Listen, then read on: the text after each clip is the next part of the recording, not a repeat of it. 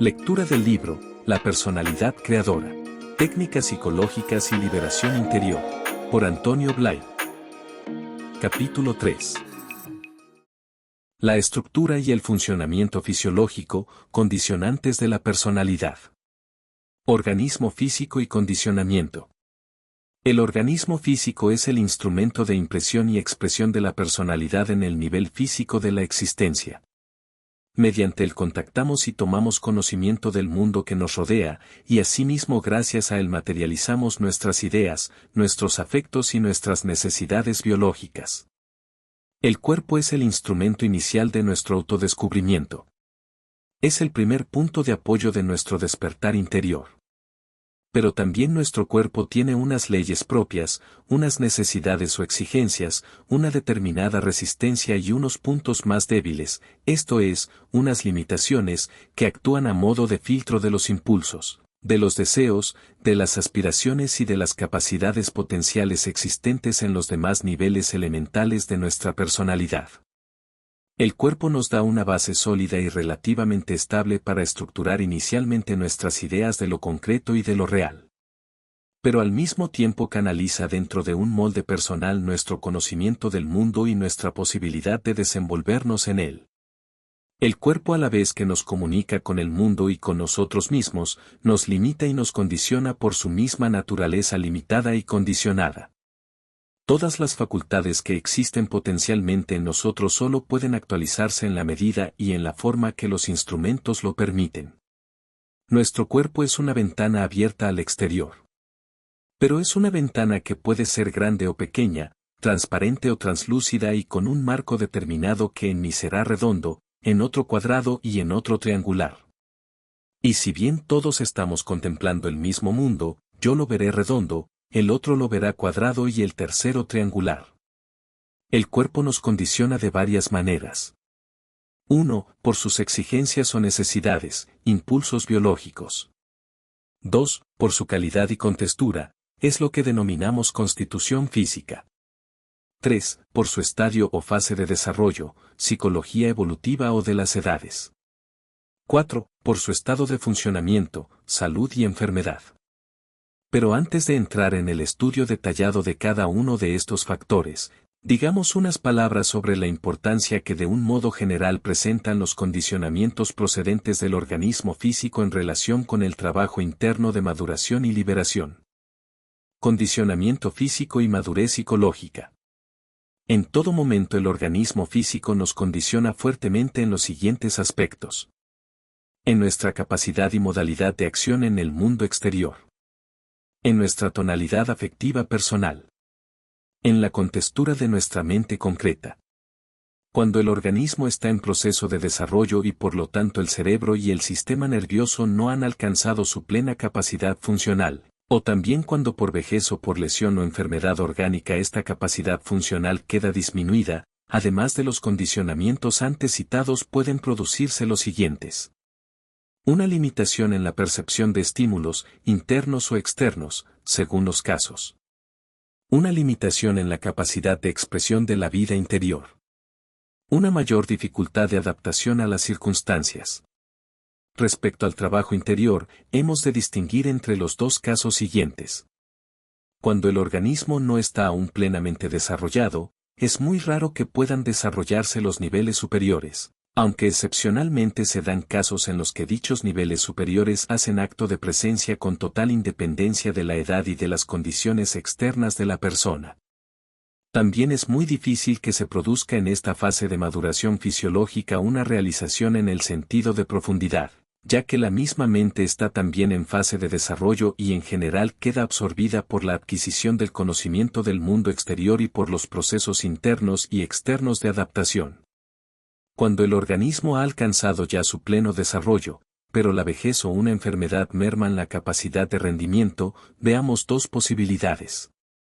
A. Si la lesión o enfermedad afecta gravemente a los centros nerviosos reguladores o de la conciencia física, es evidente que no podrá hablarse de ningún nuevo aprendizaje, ni de desarrollo o integración con las zonas profundas o superiores. Pero incluso en este caso, si la persona había desarrollado previamente su conciencia profunda o se había integrado con algún nivel superior, no perderá esta profundidad o elevación de conciencia que había adquirido, aun cuando se encuentre por completo imposibilitada para poderla expresar al exterior. B. Si la lesión o enfermedad no afecta gravemente a la conciencia física, no hay inconveniente alguno para que la persona pueda profundizar dentro de sí y alcance un grado elevado de autorrealización. También tal estado es propicio para que la persona se eleve por encima de sí misma y se lance a buscar a Dios o a investigar el verdadero sentido de su propia vida, etc. Aunque también es muy frecuente, por desgracia, que el individuo en vez de elevarse se hunda en una depresión, caiga en una apatía o se ponga a dar vueltas con su mente e imaginación alrededor de sí mismo en una continuada protesta contra la vida y las circunstancias por el estado en que se encuentra, o quizás se envuelva en el pueril manto de la autocompasión. Podríamos resumir lo que antecede diciendo que toda expansión de conciencia, sea hacia adentro o hacia arriba, requiere normalmente unos instrumentos físicos, cerebro y sistema nervioso, en buen estado y en plena capacidad funcional.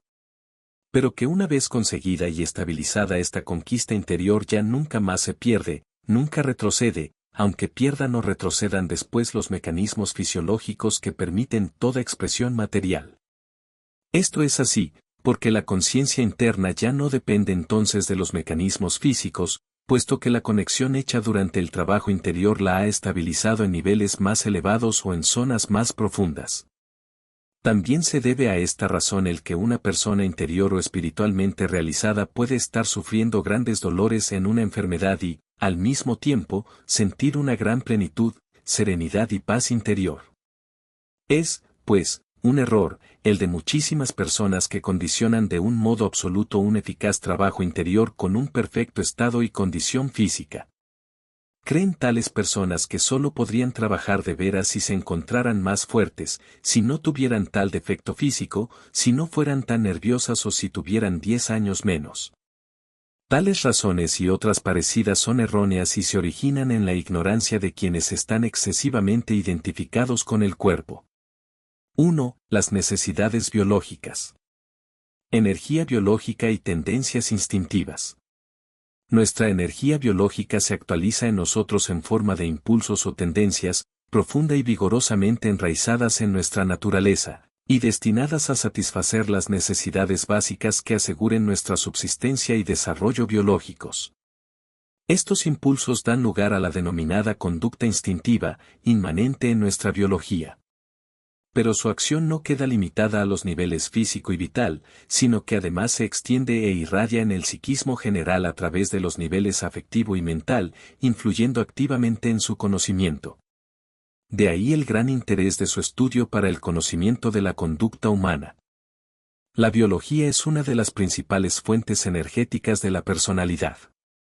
Si el sujeto sabe desarrollar y encauzar debidamente esta energía, sin que su circulación quede obstaculizada con inútiles bloqueos por conflictos internos o tendencias contradictorias, dispondrá del primer elemento indispensable para conseguir una vigorosa e irradiante personalidad. Las necesidades primarias biológicas. Las necesidades primarias biológicas tienden a asegurar la subsistencia y el desarrollo del individuo en tanto que ser biológico. Son las siguientes. Conservación. Busca asegurar la estructura y cohesión orgánica, manteniendo a la vez el equilibrio interno del organismo y el de éste con las condiciones materiales del medio ambiente en el que se desenvuelve. Tales son la necesidad de aire, de alimento, reposo, eliminación, igualdad de temperatura, movilidad y placer. Expansión. Tendencia al crecimiento, hasta determinado límite, y a la progresiva expansión de la actividad física en el denominado espacio vital. Reproducción. Función sexual. Estas necesidades son, como es evidente, sumamente importantes para el individuo y se traducen en poderosas motivaciones de su conducta habitual. Pero dado que son también las mejor conocidas por todos, creemos innecesario extendernos aquí sobre ellas, si bien más adelante tendremos ocasión de comentar varios de sus aspectos. 2. Constitución física y tendencias temperamentales. Herencia, constitución y ambiente. Es criterio aceptado por los hombres de ciencia de hoy, que nuestra estructura física, nuestra constitución, viene determinada en sus predisposiciones por la herencia, esto es, por el conjunto de rasgos transmitidos por la línea genética de todos nuestros antecesores. Y también lo es que si la herencia nos da la predisposición, el medio ambiente exterior, en cambio, nos da los materiales de construcción que pueden ser buenos o malos, sanos o deficientes, con los que edificaremos nuestra personalidad física. De manera que, según esto, la fuerza, la virtualidad y la dirección nos vienen dadas por la herencia, y los elementos con los que se estructuran las formas, los materiales, nos los proporciona el ambiente. Por lo tanto, nuestra estructura física es siempre el resultado de estos dos factores, herencia y ambiente. Los impulsos biológicos nos empujan a salir al exterior, a ponernos en contacto con el mundo inmediato, con el ambiente, para buscar en él cuanto necesitemos, aire, alimento, calor, etc. Pero la importancia del ambiente no se limita únicamente al aspecto material de nuestro ser. El ambiente es el medio en el cual y mediante el cual se ha de desarrollar la personalidad. De él ha de absorber todos los elementos que necesita. Y esto no solo en el aspecto físico. En el aspecto afectivo y en el aspecto intelectual, también es del exterior de donde recibimos los contenidos formales que después incorporaremos a nuestra propia estructura. Si el niño vive en un ambiente de afecto, confianza y seguridad, se incorporará, o como se dice en lenguaje psicoanalítico, introyectará, tales estados afectivos y llegarán a constituir después su modo propio de ser. En el aspecto intelectual, todos los conocimientos básicos los hemos adquirido asimismo del exterior.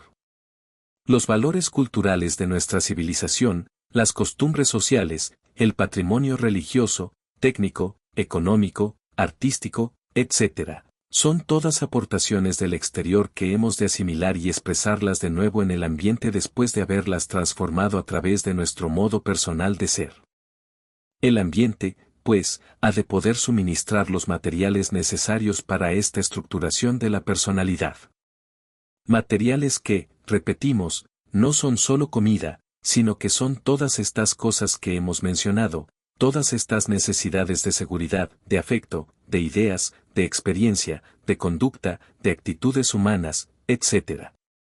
En este sentido, el ambiente puede ser rico o pobre, no en el sentido económico, sino en la calidad de su contenido, lo mismo que una comida puede ser rica en el aspecto nutritivo, un ambiente afectivo puede ser rico en calidad o pobre, e igualmente un ambiente intelectual. Se ha comprobado que las personas que de jóvenes se han desarrollado en ambientes de buena calidad en el sentido expuesto, aprenden con mayor facilidad y llegan más lejos, en general, que los que han vivido en ambientes mediocres. Por lo tanto, el vivir en un ambiente propicio, apto, rico, favorece el amplio desarrollo de varias facetas de la personalidad. Pero también se da, en ocasiones, el caso contrario. Se ha visto como algunas personas que han tenido que vivir en ambientes muy desfavorables, con limitaciones culturales, económicas, familiares, etc., han llegado a alcanzar gran altura, desarrollando una personalidad muy por encima de otras mejor protegidas y educadas. ¿Cómo ha ocurrido eso?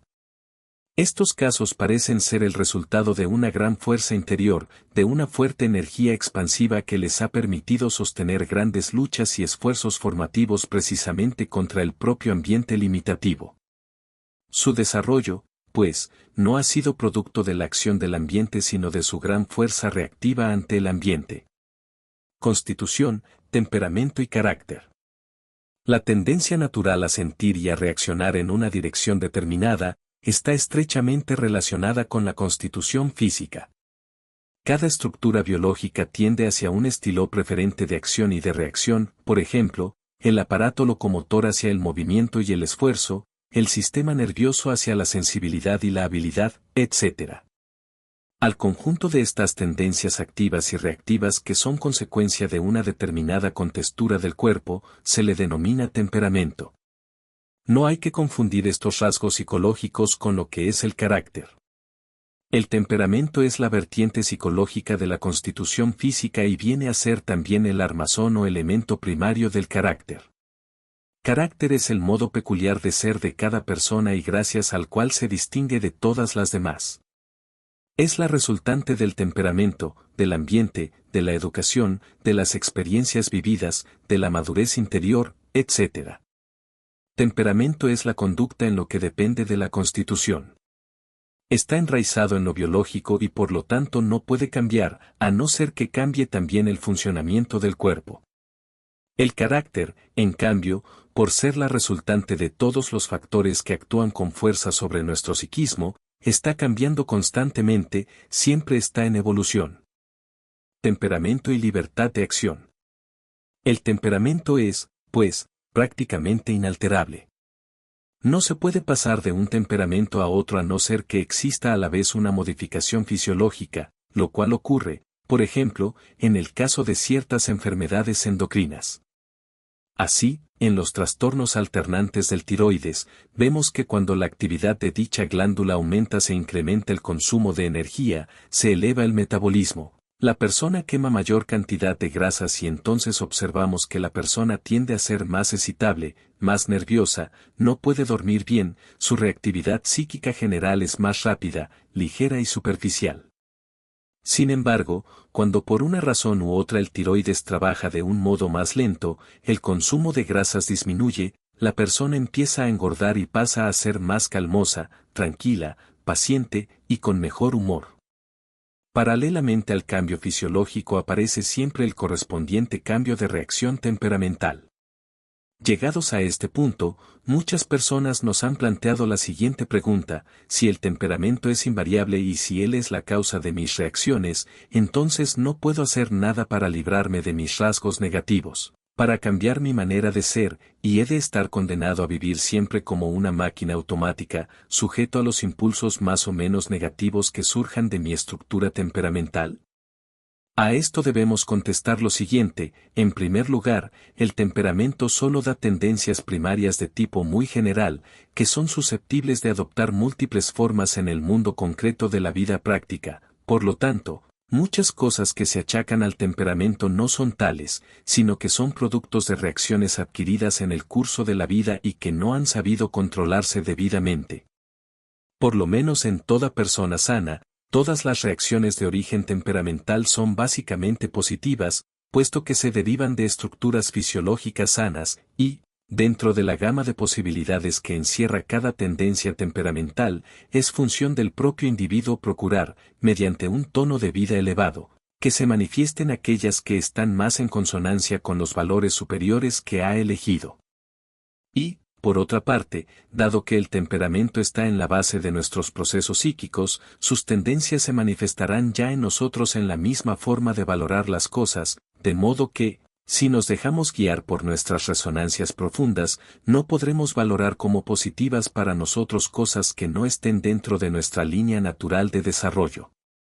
Así es que resulta completamente artificial el problema de quien querría tener otro temperamento.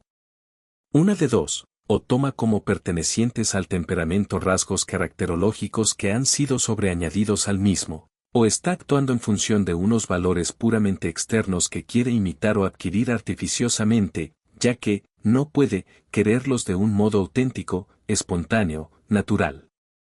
El temperamento nos da una línea básica de acción, un estilo natural de reacción que es susceptible de ser desarrollado hasta sus más altas posibilidades, de modo que se convierta en una firme base del edificio positivo de nuestra personalidad. El conocimiento del temperamento. Escuelas.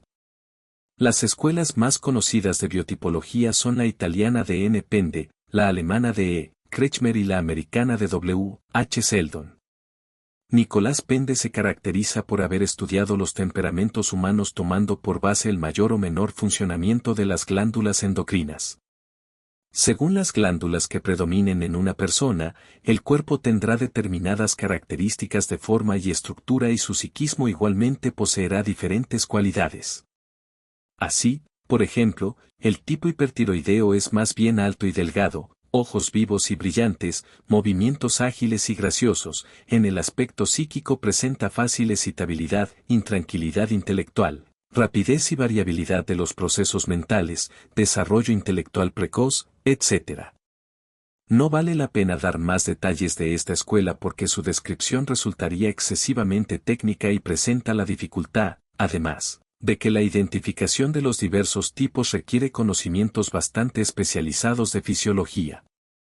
Ernest Kretschmer descubrió inicialmente el paralelismo existente entre dos tipos de enfermedades mentales, la esquizofrenia y la psicosis maníaco-depresiva, y dos tipos constitucionales, el pícnico y el asténico. Posteriormente, sus investigaciones le condujeron a establecer la existencia de los siguientes tipos biológicos.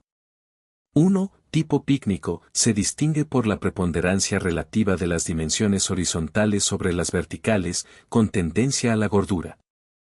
Las características más salientes son, estatura mediana, cuello corto, cara ancha y blancuzca, cabeza hundida en los hombros, miembros con escaso relieve muscular, manos blandas, cortas y anchas, pecho y vientre prominentes, excesiva acumulación de grasa, angostura en las articulaciones, cabello delicado propenso a la calvicie, excepto en las regiones pilosas secundarias en las que el vello es fuerte y abundante. Al tipo pícnico le corresponde el temperamento ciclotímico. Las características del temperamento ciclotímico son las siguientes. El humor oscila fácilmente entre dos polos opuestos, de la tristeza y melancolía hasta la alegría y exaltación eufórica. En algunos casos se encuentran en estos tipos alegría, humor, vivacidad, calor afectivo, y en otros, tranquilidad, ausencia de pasionalidad, depresión ligera, ternura. Los ciclotímicos constituyen los abiertos, sienten la necesidad de expansionarse frecuentemente con confidencias, buscan la compañía de los demás, en los cuales encuentran uno de sus mayores alivios. Saben fundirse con el ambiente en el que viven, saben vibrar al unísono con el mismo, orientarse y adaptarse rápidamente. Dan vida a todas las cosas con el calor de su sentimiento y, en los momentos de euforia, se sienten arrastrados a sentimientos de afecto por todos. De este estado de ánimo surge su cordial sociabilidad. El individuo ciclotímico es cordial, ameno y dispuesto siempre a comprender y soportar una broma. Es el tipo sincero, franco. Demuestra buen corazón. Hay algo en el cálido, afectuoso, pueril y confidencial en su trato. Difícilmente hace daño a los demás, aun cuando pueda aparecer como alborotador y violento. Explota fácilmente en cólera, pero con la misma rapidez desaparece sin conservar rencor alguno. En los estados de melancolía y de depresión se lamenta de no experimentar sentimientos afectuosos hacia los demás, de ser malo, frío, indiferente. En las circunstancias difíciles y dolorosas, debidas a fuertes contrariedades o a graves desastres en los negocios, no se irrita, no se afana, no reacciona violentamente, como hace, por ejemplo, el esquizotímico, sino que se queda triste y en un estado de sufrimiento. Generalmente no se deja abatir, pero se queda ensimismado en su sufrimiento. Los tipos ciclotímicos, ordinariamente, no suelen ser lógicos, rígidos o individuos de ideas preconcebidas y amantes de sus esquemas de vida y doctrina. Se adaptan fácilmente. Esta adaptabilidad proviene de su misma inestabilidad afectiva y sentimental. Raramente se encuentra en ellos un fuerte sentimiento de amor propio y de vanidad. Tienen, en general, un sentido moderado de confianza en sí mismos y difícilmente llegan a la exaltación o al fanatismo. Están dotados de una gran capacidad de trabajo. Tienen grandes reservas de empuje, de audacia, de generosidad y de una notable habilidad para ponerse en relaciones sociales con los demás. Son tipos muy abiertos de mente, especialmente en el terreno de la práctica y de una pronta intuición ante las situaciones. Entre los ciclotímicos se encuentran los hombres prácticos, habilidosos, llenos de actividad, de dinamismo, citemos, por ejemplo, a los comerciantes, los empresarios, los realistas llenos de optimismo, los humoristas llenos de bondad y de indulgencia. En algunos casos puede que sufran una especie de complejo de inferioridad, como consecuencia de un sentimiento de insuficiencia que sienten en relación con su trabajo intelectual. Los tipos ciclotímicos corresponden, en líneas generales, a los tipos extrovertidos de Jung, abiertos hacia el exterior. Son los que con facilidad saben gozar de la vida y aman cuanto hay en ella de atractivo.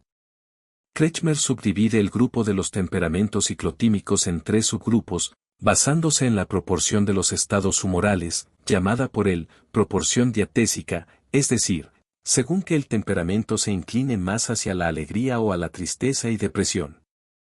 Estos temperamentos ciclotímicos son: A. Los temperamentos hipomaníacos, predomina en ellos una animación serena, un acentuado estado de euforia, un sentimiento elevado de confianza en sí mismo. Existe gran facilidad para encolerizarse.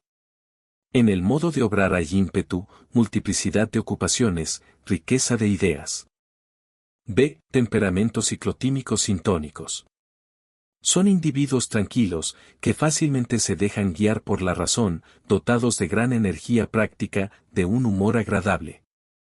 C. Temperamentos depresivos. Son tranquilos y silenciosos, propensos a la melancolía y la depresión. 2. Tipo asténico o leptosomático, manifiesta un predominio neto del crecimiento longitudinal, con dimensiones transversales endebles. El peso es inferior a la media, así como las medidas de diámetro y de perímetro.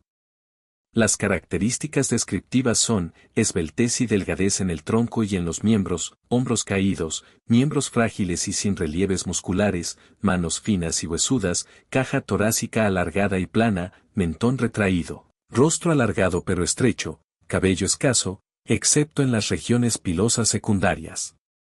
Al tipo asténico le corresponde el temperamento esquizotímico. Las características del temperamento esquizotímico son las siguientes. Es el tipo opuesto a los ciclotímicos y está caracterizado por la oscilación entre la sensibilidad y la frialdad.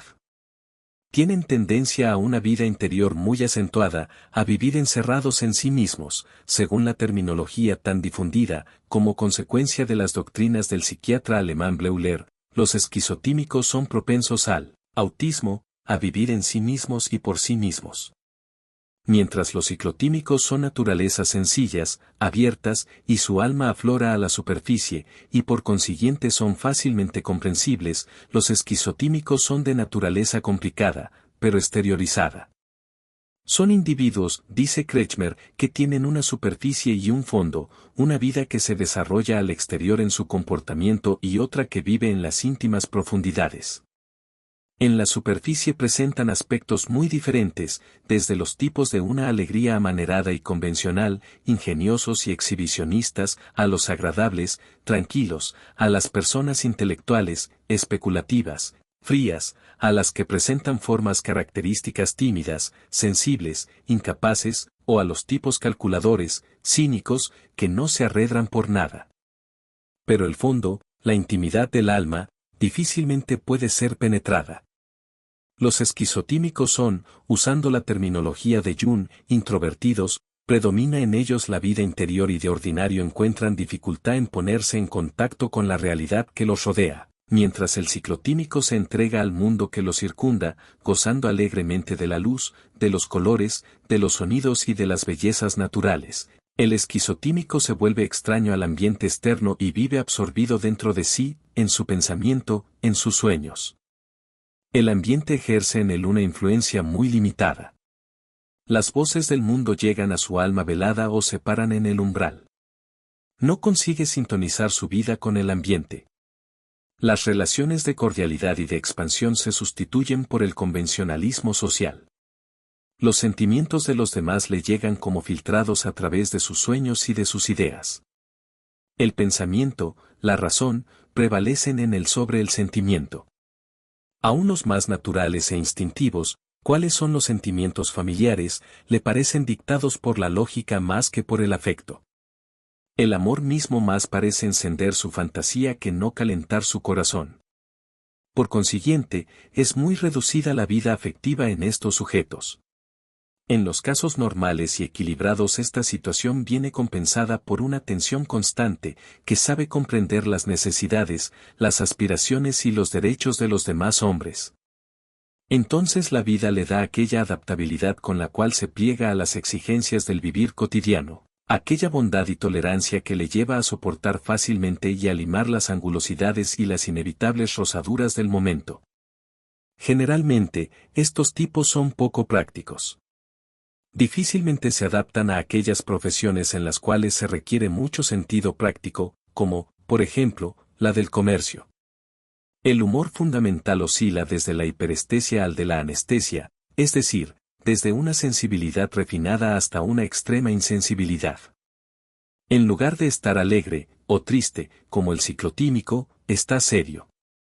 Esto no quiere decir que estos estados de humor tengan que alternarse más o menos regularmente, o que tengan que fijarse siempre en un extremo, excluyendo el estado de humor opuesto. Sucede, de hecho, que el individuo más sensible puede permanecer muchas veces frío ante ciertas situaciones conmovedoras, mientras que individuos fríos pueden demostrar una exquisita sensibilidad en ciertos aspectos de su vida interior. La sensibilidad del esquizotímico se manifiesta por un exquisito sentimiento de la naturaleza, de una fina comprensión del arte, de un estilo personal, lleno de gusto y medida, de la necesidad de unirse apasionadamente a ciertas personas, de una susceptibilidad exagerada a los disgustos, a los pequeños roces de la vida cotidiana. A veces, esta sensibilidad se manifiesta por una tendencia a la soledad, prefiriendo más los libros que las personas, o también por una gran timidez. La insensibilidad puede presentarse en actitudes especiales, como la frialdad dura y activa, la inercia pasiva, o la calma imperturbable. Los cambios de humor provienen tanto de una inestabilidad indolente, como de un capricho activo, y son ocasionados, no tanto por las condiciones externas y objetivas, como sucede en el ciclotímico, que posee la capacidad de adaptarse a ellas, sino por especiales complejos representativos y afectivos internos. Fundándose en los diferentes grados de la escala que va desde la sensibilidad más profunda hasta la insensibilidad, Kretschmer distingue tres grupos fundamentales de esquizotímicos.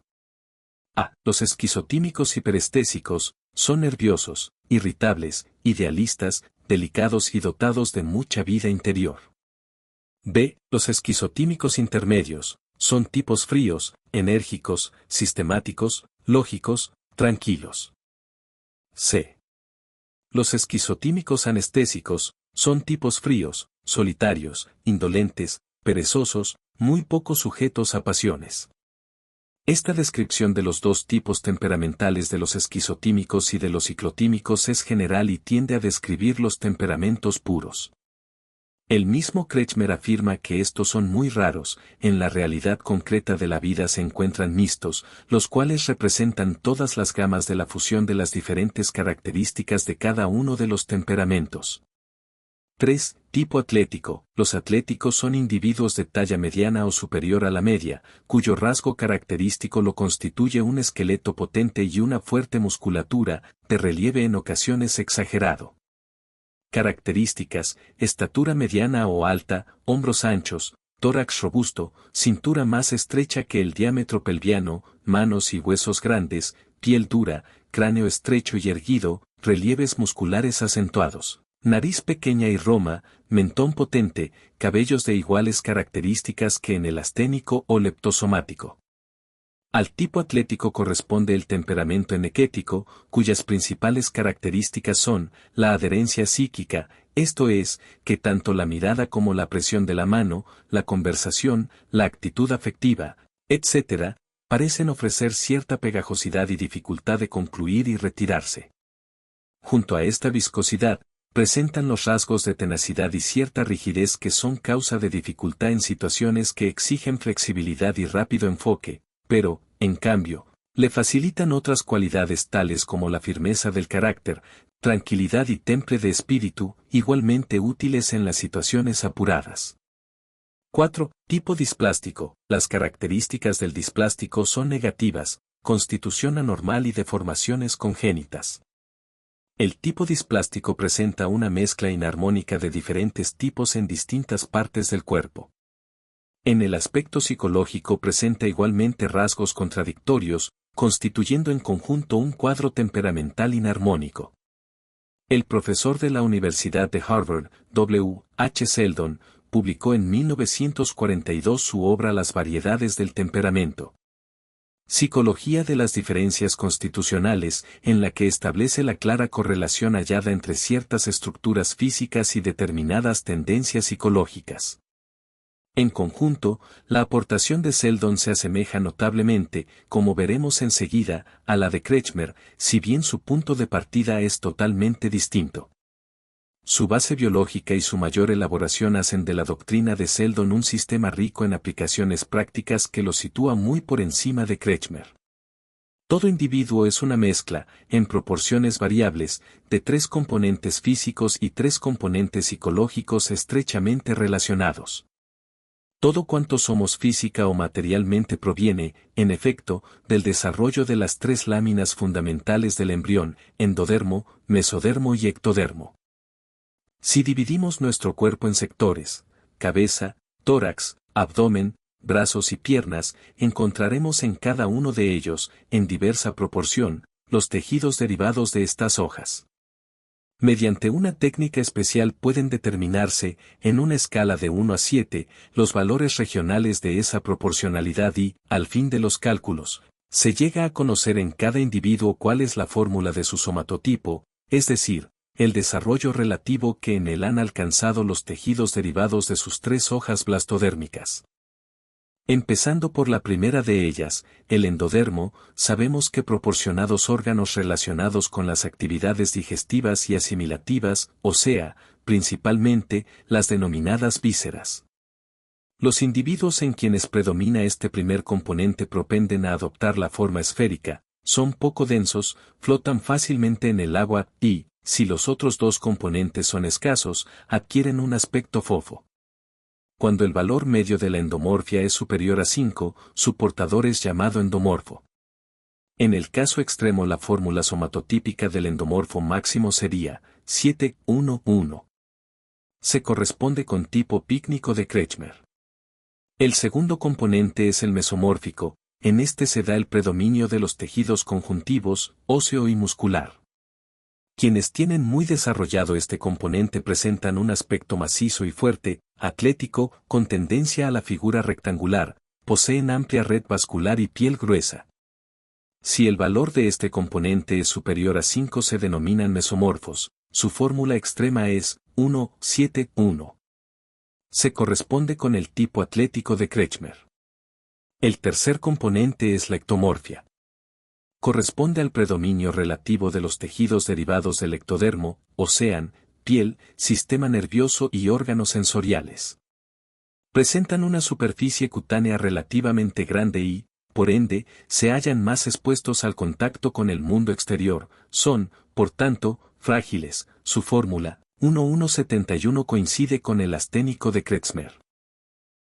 A partir de estos 3 tipos fundamentales pueden definirse prácticamente todos los demás gracias a todas las combinaciones posibles. En relación con cada componente primario del somatotipo, existe un componente primario del psicotipo o tipo temperamental. Los 3 componentes del tipo temperamental son los siguientes. Biserotonía. Corresponde a la endomorfia y se caracteriza por la tendencia a la vida cómoda y epicúrea, fácil, burguesa. Somatotonía. Es la expresión dinámica de la mesomorfia. En quienes predomina este componente son personas siempre dispuestas a tomar decisiones y realizar sus propósitos con rapidez y energía, aman la aventura, el deporte y la competición. Cerebrotonía. Corresponde al predominio de la ectomorfia.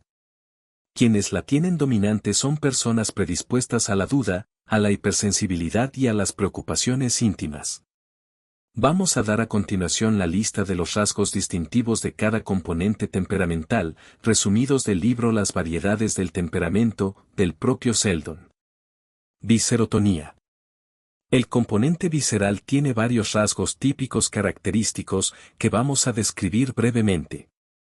El biserotónico, en su tipo más puro, que es el que examinamos, busca, como ley natural de su temperamento, el reposo, la comodidad, el descanso, la evitación del esfuerzo muscular. Esta especie de pereza se muestra en todos los movimientos e incluso en la preferencia por lo cómodo y lujoso, muebles bajos y camas, sillones y divanes muelles donde poder apoltronarse. Y junto a la pereza, la lentitud en los movimientos, en el andar, en las reacciones, tanto verbales como motrices. El biserotónico es antideportista, pues su actuación resulta siempre demasiado lenta y no consigue ligar las jugadas con su equipo. Su voz es también uniforme y sin estridencias. Hasta los ojos mueve con lentitud y su misma respiración es más pausada. En la cara apenas existe expresividad, sus formas son blandas y suaves. Sus impulsos sexuales son también débiles y en general le falta intensidad en todos los impulsos excepto en el apetito propiamente dicho, en el de comer. A todas las personas sanas y normales les gusta comer, y, cuando se está hambriento, a duras penas se puede uno contener, tanto más cuanto que la acidez del estómago aumenta durante el ayuno. Pero aquí se trata de algo diferente y más llamativo, pues el tipo que ahora consideramos da tal importancia al acto de comer que mientras come no puede distraerse, ni hacer otra cosa, considerándolo casi como una ceremonia. Todo lo que se refiere a las funciones digestivas para él es un verdadero placer. Después de comer se sienta en una butaca, generalmente baja, o se tumba en un diván, dedicándose a la lectura, a fumar y a oír la radio, pero sin otra delectación especial, pues todo gira en él durante este tiempo en torno al acto fisiológico de la digestión, aunque parezca estar en estado contemplativo. Otro aspecto de la personalidad del biserotónico es que se refiere a su vida de relación, que guarda correspondencia con lo anterior. Le satisface la amistad, la compañía. Le gustan las formas corteses y ceremoniosas.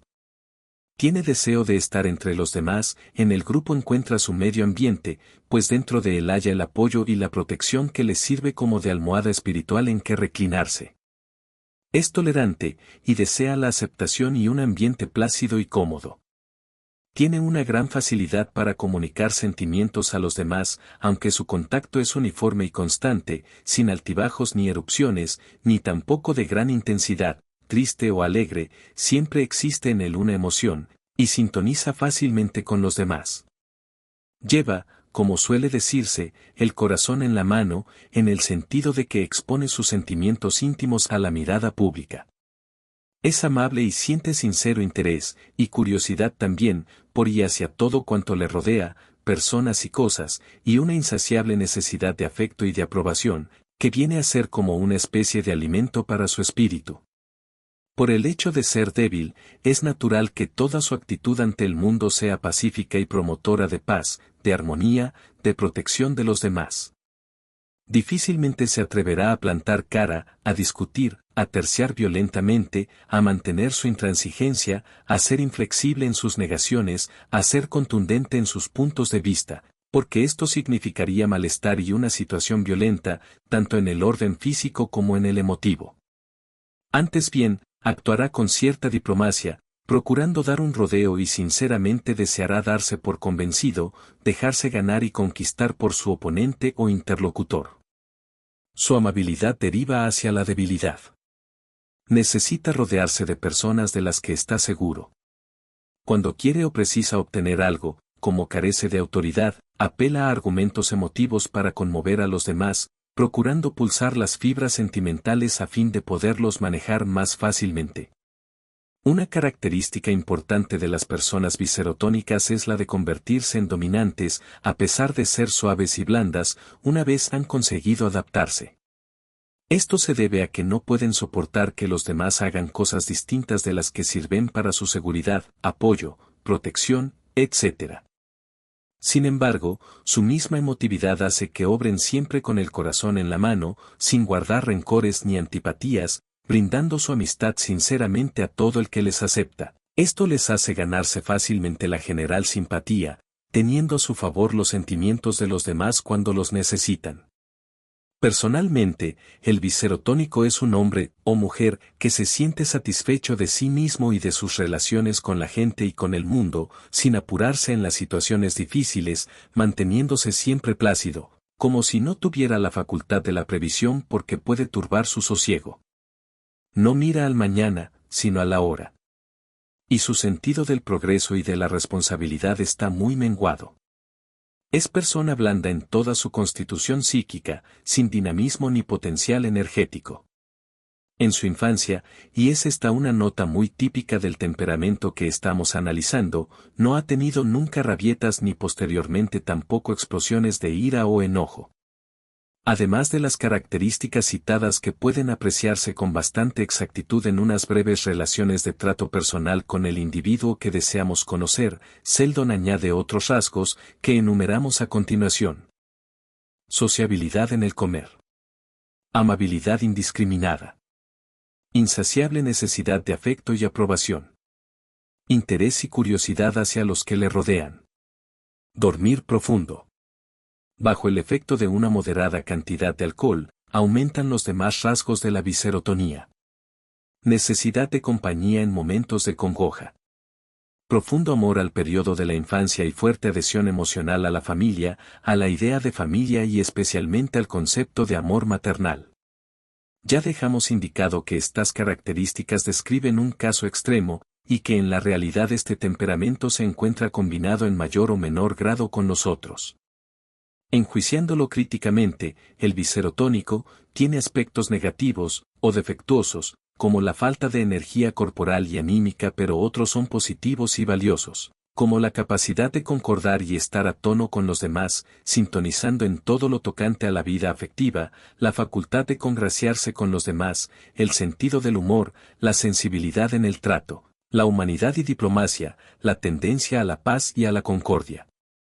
La falta de este componente biserotónico en una persona concreta supone la ausencia, en la proporción correspondiente, de los rasgos temperamentales diseñados. Somatotonía. Su actitud física, su postura y sus movimientos aparecen afirmativos, firmes, decididos, y en su persona se revela una característica prontitud del cuerpo a la acción. Anda erguido, con la cabeza alta, los hombros hacia atrás, el pecho dilatado y su marcha es animada y resuelta. La mímica de la cara y manos cuando habla es vigorosa y enérgica, sobre todo si discute y se altera. Siente afición al movimiento y a la aventura física, al esfuerzo, le seduce el riesgo, el peligro y la lucha, por el simple hecho de serlo, prescindiendo de los objetivos que se persiga en ellos y llegando a la temeridad, que constituye para él la mejor diversión. Si es conductor, por ejemplo, se deja ganar a gusto por la fiebre de la velocidad y disfruta entregándose a los juegos atléticos más violentos, al alpinismo, carreras, equitación, etc. Tiene una enorme facilidad para la acción, debido a la movilidad de su abundante energía, que fluye incontenible, espontánea, sin que se vea interferida por una fatiga o somnolencia crónicas, ni por inhibiciones o restricciones mentales.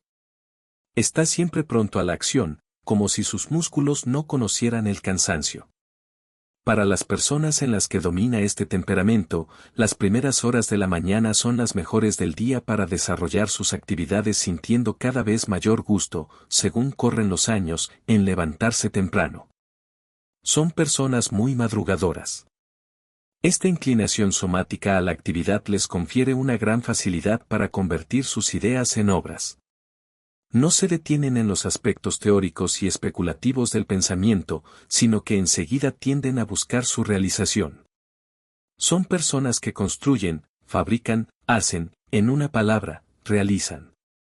Esta tendencia se manifiesta en sus gestos y palabras, instrumentos de la relación interhumana. Su mímica es expresiva y directa, se dirigen sin rodeos a la persona con quien desean hablar, y con ademanes que no dejan lugar a dudas, por lo contundentes y francos, dicen lo que sienten. No hay en ellos la excesiva condescendencia y salamería que domina a los biserotónicos y que les hace depender de los demás, ni son huidizos y subjetivos como los cerebrotónicos. El somatotónico es objetivo e impersonal, su asombrosa franqueza no hiere, de ordinario, precisamente porque brota con la máxima espontaneidad y sinceridad, que impersonaliza las frases despejándolas de segundas intenciones. Al hablar, es concreto, escueto, tajante, decidido, directo, rápido, breve. Tan abierto que a veces resulta brusco y duro, procura decir las cosas de manera precisa y sin remilgos ni eufemismos, siendo sus palabras fiel expresión de su pensar y de su sentir. Cerebrotonía. En este temperamento todos los rasgos se basan en el predominio del sistema nervioso sobre los demás, siendo muy poca la aportación visceral y mínima la muscular. En primer lugar, suelen adoptar una postura encogida, como si todo su cuerpo se hallase en tensión, reprimiéndose, crispado y rígido, los labios apretados, los músculos de la cara tensos, notándose esto especialmente en el puente de la nariz. Los puños cerrados, las manos escondidas, las piernas juntas o tensamente cruzadas una sobre otra cuando están sentados, los brazos juntos por las muñecas o en posturas poco naturales y tensas, los hombros inclinados hacia adelante. Esta rigidez afecta incluso a las funciones vegetativas, la respiración es poco profunda, contenida y rápida, y en el aparato digestivo hay una continua tensión que produce frecuentemente cierta constipación intestinal. De ordinario no suele sentarse, o, en caso de hacerlo, será en el borde de la silla, tendiendo siempre a replegarse, acurrucarse y encorvarse para ocupar el mínimo de espacio posible. Frente a esta inhibición corporal, que parece huir del contacto humano y de la vida, el cerebrotónico mantiene la mente y la atención siempre despiertas y vigilantes. Existe en ellos una excesiva atención consciente a todo, elaborando o tratando de elaborar respuestas mentales a cuanto se ofrece a su mirada. Les sirve a este fin de poderosa ayuda su fina agudeza sensorial, tiene ojos y oídos muy agudos, a los que nada se escapa, ni exterior ni interiormente. Por eso son sumamente aprensivos respecto de lo externo y también de sus propios procesos interiores, por ejemplo, de sus funciones digestivas, de su ritmo cardíaco o de la salud de los pulmones, etc., y analizan una y otra vez sus raciocinios y su visión de la vida desde el punto de vista personal. Su mente es una gran incubadora en la que cobran vida todos sus problemas y en donde todo pasa a ser objeto de un menudo estudio que suele pecar de excesivamente teórico y, por lo mismo, alejado de la realidad de las cosas y las personas. No obstante, el cerebrotónico siente la necesidad de que nada de lo que pasa por el foco de su atención quede desligado del conjunto, y todo tiende a encajarlo dentro del esquema mental en que se hallan situadas sus experiencias anteriores. En su laboratorio interior se halla a gusto y hasta es para él algo vital el retirarse de vez en cuando como si allí necesitase reponer sus fuerzas para la lucha de su vida. En realidad le agradaría poder vivir siempre recluido en su soledad, compartiéndola a lo sumo con uno o dos amigos íntimos. Este exceso de vida mental suele mantenerse con sus contenidos en el secreto de la intimidad. El cerebrotónico no es comunicativo. Hace de su interior un castillo en el que se repliega siempre que se siente amenazado, o cuando le afecta algún dolor o sufrimiento físico o moral.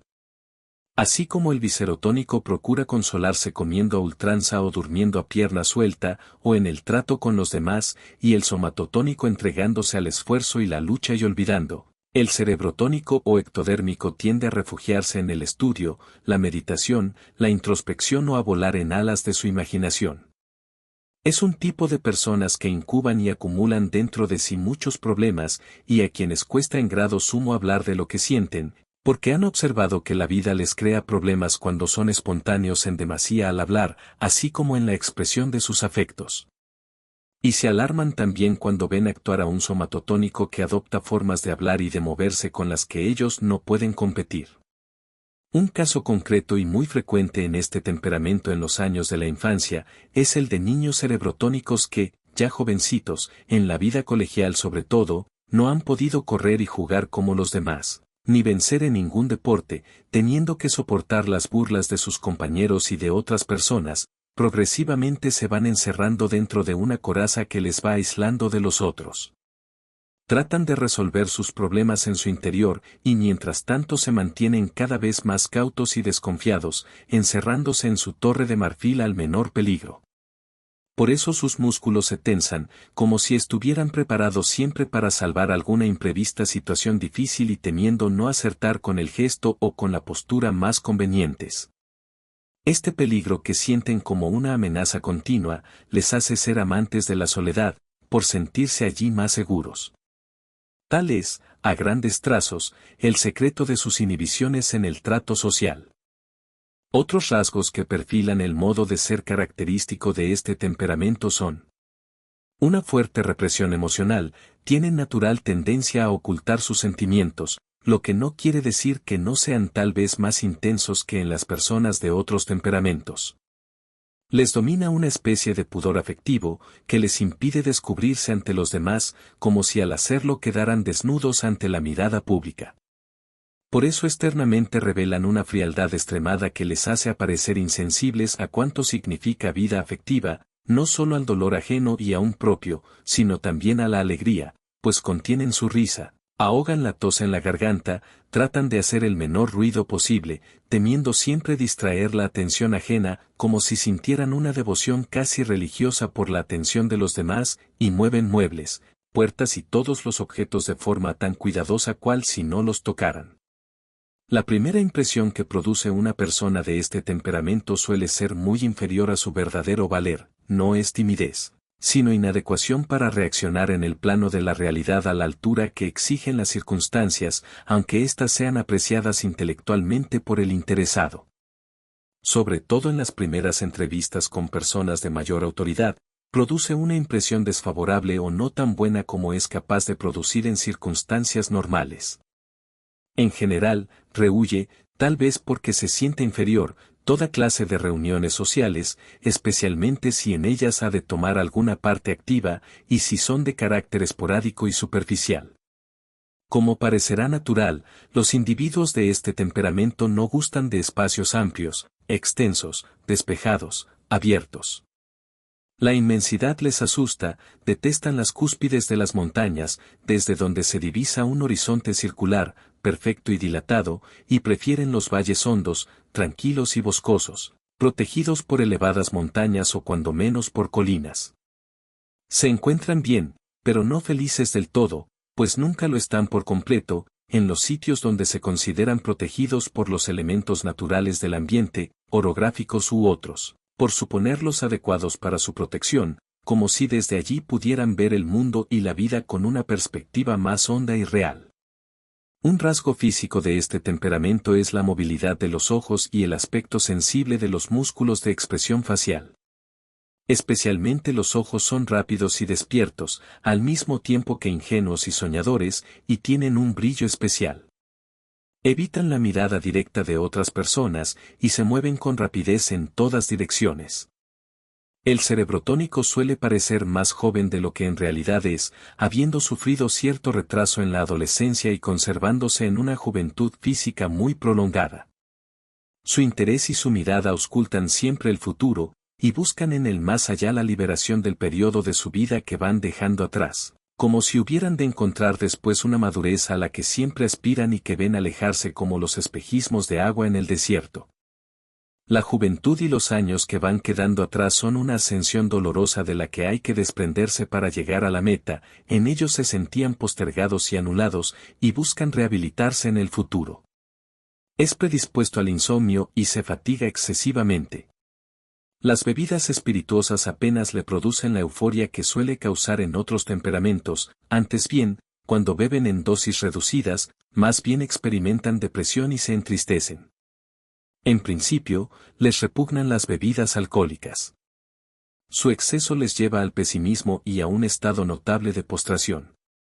Pero cuando se habitúan a la bebida, se vuelven locuaces, más ágiles y rápidos en los procesos mentales, aunque los efectos del alcohol, a largo plazo les embota la mentalidad, después de haberla estimulado. Finalmente, el cerebrotónico es persona que mira siempre el lado serio de la vida, pero con espíritu ágil, inteligente, sutil y conceptivo. Ve el mundo desde un punto de vista muy personal y subjetivo, y lo analiza intelectualmente. El ectodérmico piensa principalmente en el fin de la vida, filosofa, inquiere la verdad, busca las causas últimas y altísimas de las cosas y considera las mismas sub specie eternitatis. Carga el acento en el interior y en lo superior, y no se somete a los hábitos externos de una norma de vida o un reglamento en el estudio, trabajo y ni siquiera en el comer, dormir, eliminar, etc. Nada se repite del mismo modo, la mente confiere novedad a cada acto en cada momento, aunque se hayan realizado anteriormente muchos otros iguales, pero no de igual manera.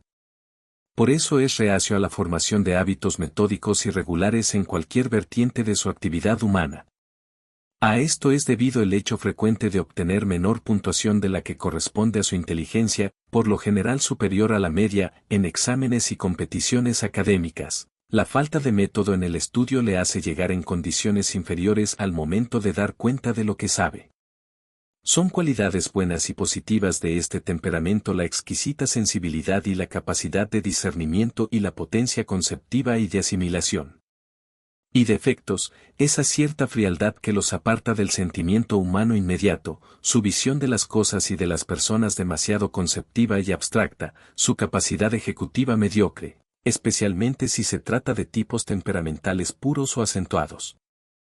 Para ellos la verdad es aquello que es en sí mismo la realidad tras las apariencias fenoménicas, pero también lo que racional o intelectualmente pueden concebir, asimilar, exponer, justificar, razonar, demostrar o sentar como teoría, principios, postulado o doctrina. Hay muchos letrados que pertenecen a este tipo y para quienes es verdad, subjetiva desde luego, lo que pueden sostener dialécticamente con ayuda de argumentos decisivos que no han podido ser invalidados por el contrincante. Son creyentes de la potencia inmensa de la mente. Creen en el mens agitat molam. Estas son las descripciones correspondientes a los tres tipos extremos. En la mayoría de los casos, no obstante, existe una mezcla más rica de los componentes primarios, correspondiendo entonces a temperamentos en los que los rasgos temperamentales descritos aparecen también más combinados.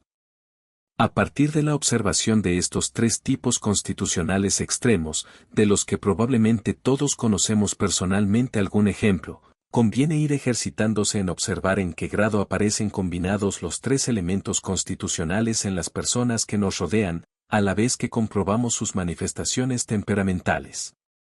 Poco a poco se irá adquiriendo así una experiencia que se mostrará de gran utilidad en la convivencia y relación con las demás personas.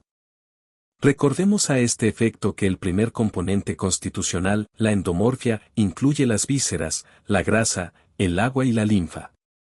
El segundo componente constitucional, la ectomorfia, corresponde al desarrollo de la piel, sistema nervioso y órganos de los sentidos.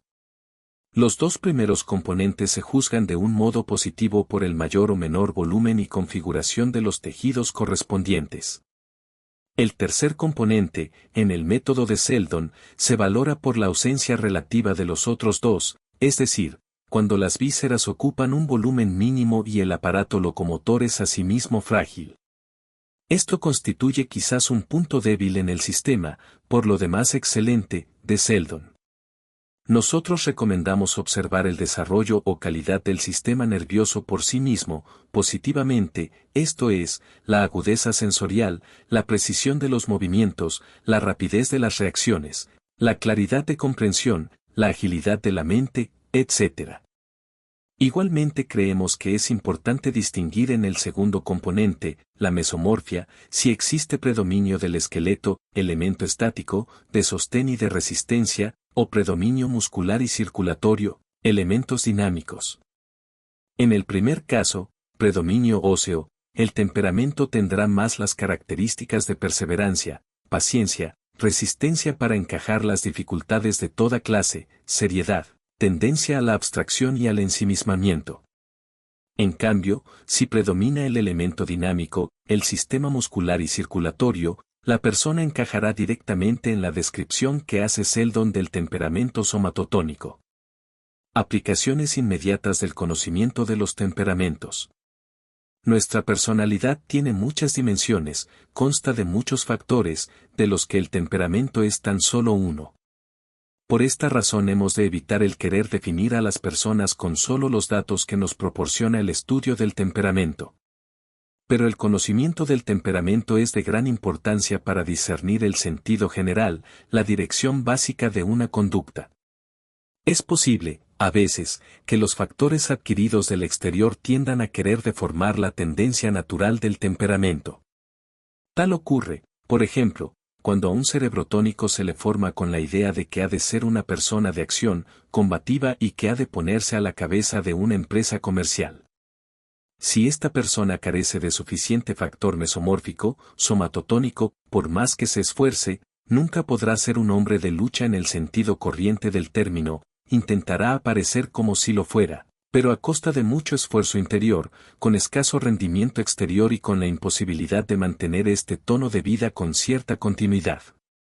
La persona se sentirá fracasada y lo será realmente, por haberse forzado a seguir un camino opuesto a lo que era su aptitud natural, por haber nadado contra la corriente profunda de su verdad biológica. Esta misma persona hubiera probablemente triunfado dentro de una actividad más estrictamente intelectual o quizás artística y, desde luego, en esta dirección se sentiría mucho más a sí mismo, sin tanto esfuerzo, y con más resultados positivos. Lo importante, como se ve en el anterior ejemplo, es desarrollar la personalidad dentro de la línea natural de las propias tendencias y aptitudes, trabajando para conseguir el máximo perfeccionamiento del propio temperamento, sin quererlo cambiar artificialmente por otro. Estos problemas, que son más frecuentes de lo que se cree, son debidos en gran parte a la educación indiscriminada que recibimos en nuestra infancia y en nuestra adolescencia. La sociedad nos pone frente a los ojos una figura ideal del hombre tal como lo admira. En la sociedad actual esta imagen es la del hombre somatotónico, y nos estimula a imitarlo y a ser como él, sin tener en cuenta nuestras verdaderas tendencias y necesidades. Las aplicaciones más inmediatas que puede tener para el hombre de acción el conocimiento de los temperamentos son las siguientes. Primera. Ver con más claridad cuáles son sus propias tendencias temperamentales y gracias a ello fijar con mayor precisión no solo el objetivo más adecuado de su vida, sino también el mejor modo de conseguirlo, esto es, la línea de acción para la cual está naturalmente más capacitado. Siguiendo y perfeccionando esta línea natural y espontánea encontrará mayor satisfacción y más eficiencia que no pretendiendo seguir normas impuestas forzadamente del exterior o queriendo imitar algún modelo, por bueno y excelente que sea en sí mismo. Evidentemente nos referiremos aquí tan solo a la disposición interior del individuo, aparte de la formación concreta de tipo técnico o comercial que el mejor desempeño de su función pueda requerir. Queremos señalar con ello el peligro de que la persona introduzca dentro de la imagen idealizada de sí misma elementos que estén en contradicción con otros contenidos más profundos de su mente, lo que solo produciría tensiones, conflictos y malestar interior. La conducta inteligente consiste en encauzar hacia un fin útil todas las fuerzas y tendencias naturales de la personalidad, en vez de suprimir o mutilar alguno de los contenidos vivos de nuestro ser. Quien trabaja a favor de la naturaleza tiene toda la fuerza de la naturaleza a su favor. Segunda. Mejor valoración de las posibilidades de acción de los demás. Cuando nos venga una persona de marcado predominio biserotónico, por ejemplo, sin que parezca poseer suficiente aporte somatotónico, y nos hable con tono vehemente de la nueva actividad que él va a emprender o de las muchas que puede hacer por nosotros, podemos razonablemente poner en duda sus afirmaciones, o quiere impresionarnos favorablemente con un fin determinado, pero sin estar en condiciones de cumplir lo que dice, o bien él se engaña a sí mismo, siendo víctima de sus deseos y de su imaginación. En la selección de personal tendremos ya una norma, parcial aún y que debe ser completada con el estudio de los demás factores, pero siempre cierta. Ningún examen psicotécnico contradecirá nunca las indicaciones básicas dadas por un buen estudio del temperamento, sino que siempre las complementará. Tercera. Disponer de un medio seguro para saber cómo tratar a las personas. Cada temperamento, en efecto, tiende, como se ha visto, a un tipo de valoración, o si se quiere, a la preferencia por un enfoque particular de las cosas. Al componente biserotónico de nuestro interlocutor hay que hablarle, en tono de buen humor, del bien o del bienestar, de la costumbre tradicional o de la norma social. Al componente somatotónico, hay que invitarle con entusiasmo a la acción, a la lucha, a la superación, a la reacción, responde automáticamente a todo desafío y a una discreta llamada a su amor propio. El factor cerebrotónico, en cambio, necesita la explicación razonada, la demostración, el proyecto y la planificación. Todos tenemos, a Dios gracias, los tres componentes. Se trata, pues, de establecer la proporción aproximada de cada uno de ellos. Esta proporción nos dará el tono exacto con que debemos llevar básicamente nuestra conversación, aparte de otros factores circunstanciales, para conseguir una plena resonancia en nuestro interlocutor. 3. Psicología evolutiva.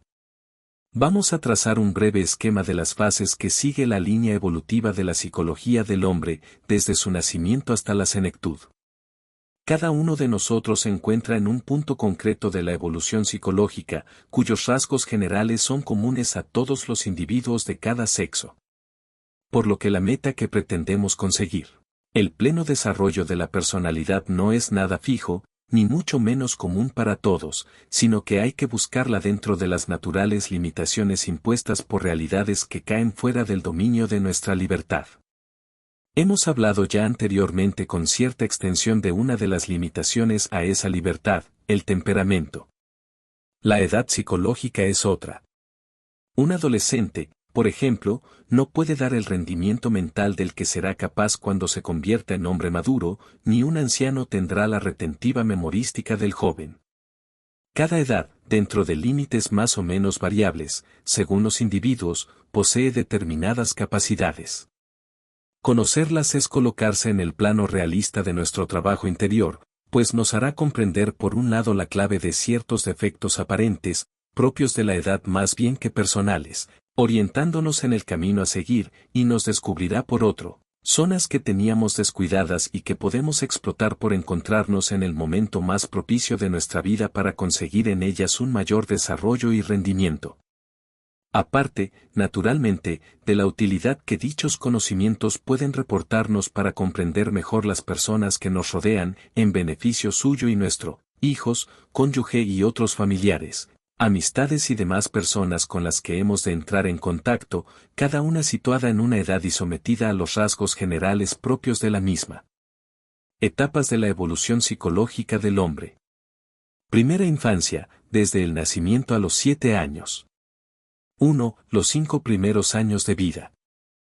A. Etapa de adiestramiento social elemental, que alcanza hasta los 15 o 18 meses. Se desarrollan las tendencias propias de la especie humana, no solo como respuesta a un estímulo externo, sino primordialmente surgiendo desde dentro.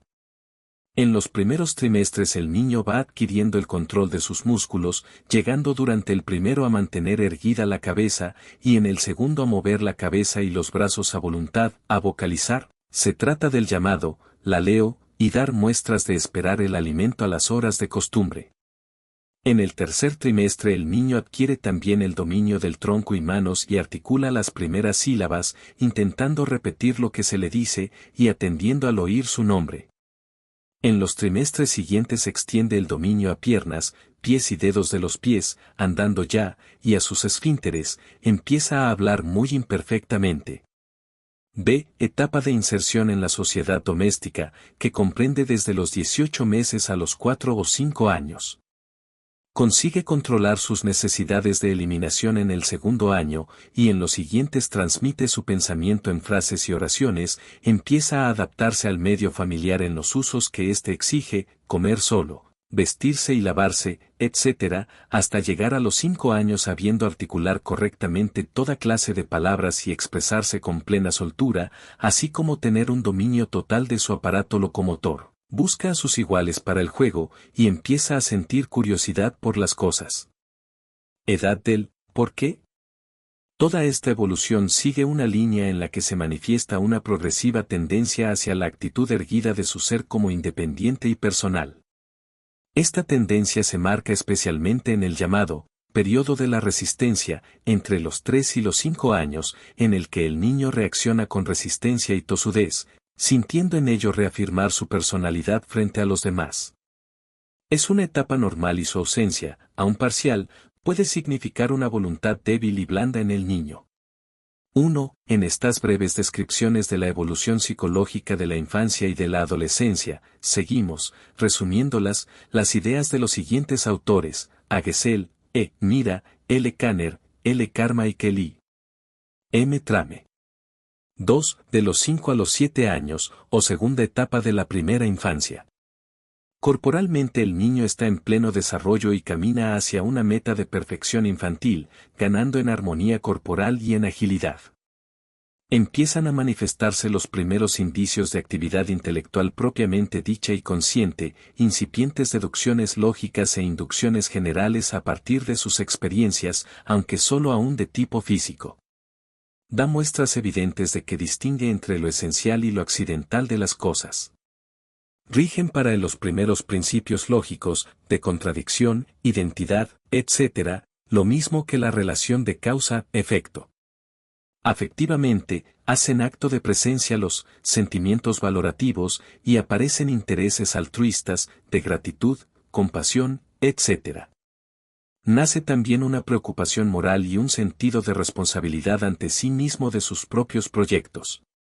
Socialmente el niño comienza a trabar amistades, agrupándose varios amigos en pandilla, con un código interno del grupo, que sigue a un jefe, más capaz que el resto. En el aspecto volitivo, el niño manifiesta una tendencia cada vez mayor a mirar en sus actos hacia el futuro que él mismo trata de proyectar. Segunda infancia, de los 7 a los 10 u 11 años.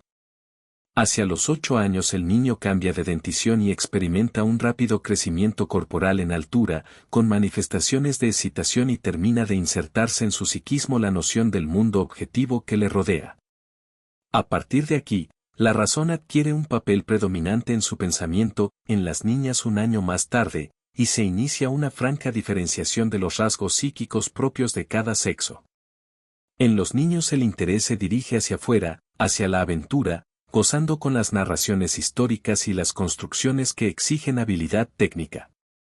En las chicas el interés converge en la familia y las amistades, mostrando predilección por la fantasía de los cuentos y fábulas.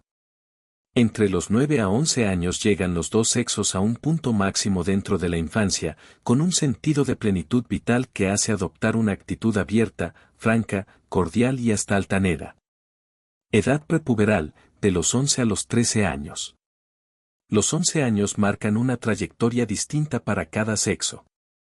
Las chicas experimentan una regresión entre los 11 y 13 años, como si se adelantase la crisis puberal, disminuye notablemente su rendimiento, decae el vigor corporal, y la chica adopta una actitud general de apatía e inhibición ante sí misma y ante los demás, replegándose en su interior y manifestando displicencia y terquedad.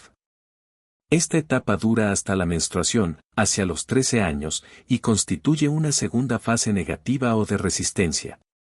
Los chicos siguen una trayectoria ascendente todavía, que aumenta la propia sensación de fuerza, ya notable en la etapa anterior, con lo que llegan a una actitud algo infatuada, edad del pavó, de oposición al no yo. Llámese padres, superiores o compañeros, que se manifiesta en rebeldías y peleas, como expresión de la propia exuberancia vital que les hace sentirse centro de todo lo demás. En otro aspecto, el chico busca la realidad, y el contacto directo con ella le hace tener como virtud máxima la sinceridad. Con todo ello se prepara para el equilibrio inestable característico de la etapa siguiente, provocándose una progresiva separación de la influencia paterna.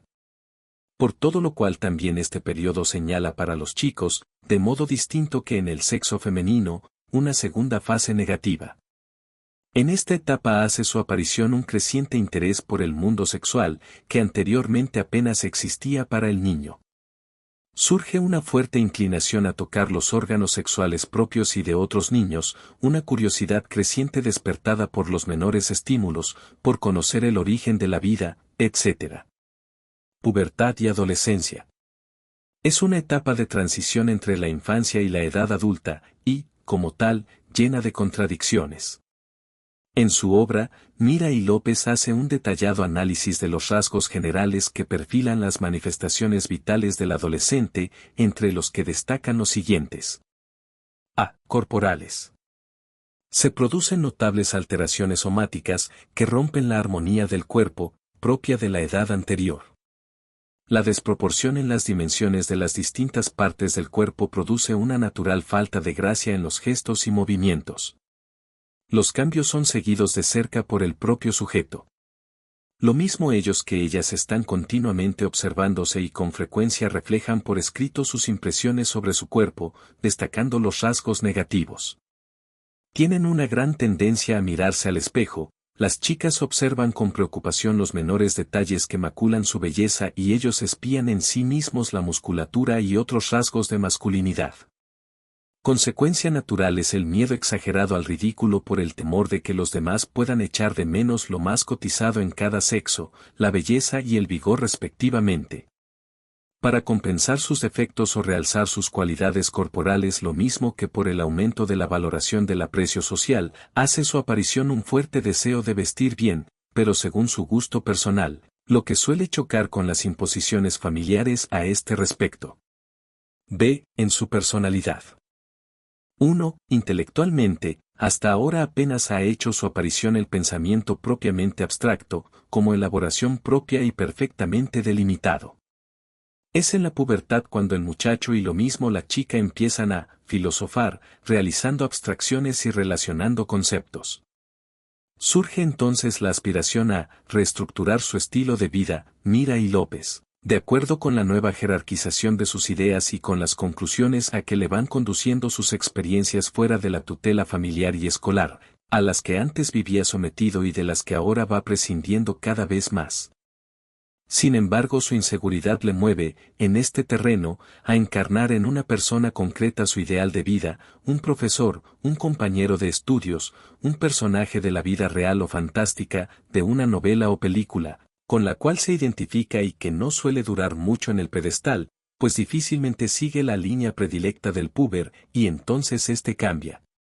Intelectualmente, por lo tanto, solo se inicia el tanteo de caminar con los propios pies, y lo que en realidad hace el muchacho y la chica es andar a la deriva, siguiendo ahora a uno y luego a otro, y dudando o dogmatizando según se tenga o no a mano un ideal.